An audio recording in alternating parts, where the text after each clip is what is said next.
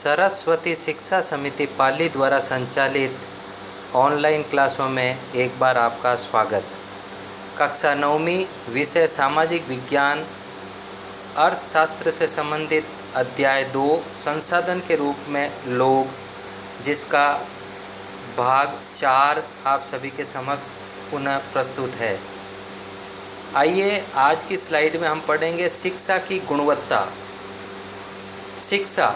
शिक्षा के माध्यम से ही मनुष्य अपने प्रारंभिक जीवन की शुरुआत करता है और धीरे धीरे शिक्षा के माध्यम से पूर्णता प्राप्त करता है।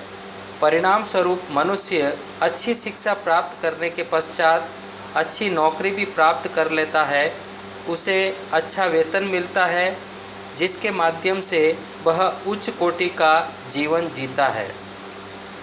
हमने देखा है कि देश के सकल विकास में शिक्षा एक महत्वपूर्ण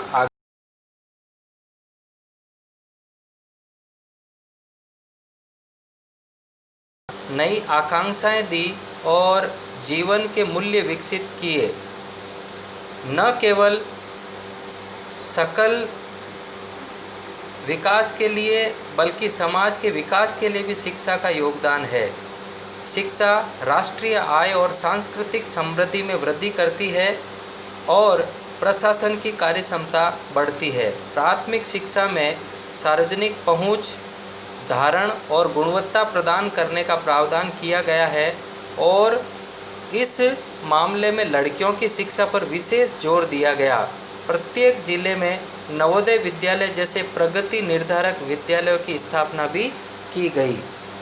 लीजिए अगली स्लाइड में हम पढ़ेंगे शिक्षा के लिए बजट में प्रावधान, यानी भारतीय बजट में शिक्षा का क्या प्रावधान है। शिक्षा पर बजट खर्च पहली पंचवर्षीय योजना के 151 करोड़ रुपए के स्थान पर बढ़ाकर 11वीं पंचवर्षीय योजना में 3766.90 करोड़ रुपए हो गया।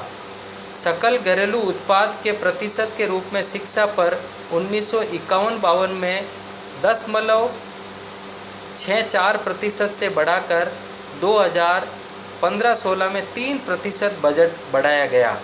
देश की साक्षरता दर भी 1951 में 18% से बढ़कर 2011 में 74% हो गई।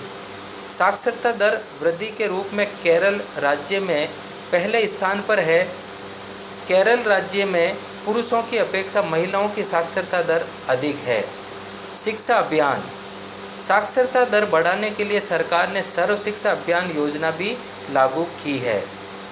आइए आगे की स्लाइड में जानेंगे 12वीं पंचवर्षीय योजना में शिक्षा के प्रावधान। 12वीं पंचवर्षीय योजना में उच्च शिक्षा में 18 से 23 वर्ष के आयु वर्ग के नामांकन में 25% की वृद्धि हुई। इस पंचवर्षीय योजना की रणनीति में वृद्धि, गुणवत्ता बढ़ाने के लिए राज्यों के लिए विशेष पाठ्यक्रम में परिवर्तन को स्वीकार किया गया। व्यावसायिक शिक्षा तथा सूचना प्रौद्योगिकी के उपयोग का जाल बिछाने में विशेष ध्यान केंद्रित किया गया। दूरस्थ शिक्षा, औपचारिक, अनौपचारिक, दूरस्थ तथा संचार प्रौद्योगिकी शिक्षा पर विशेष बल दिया गया।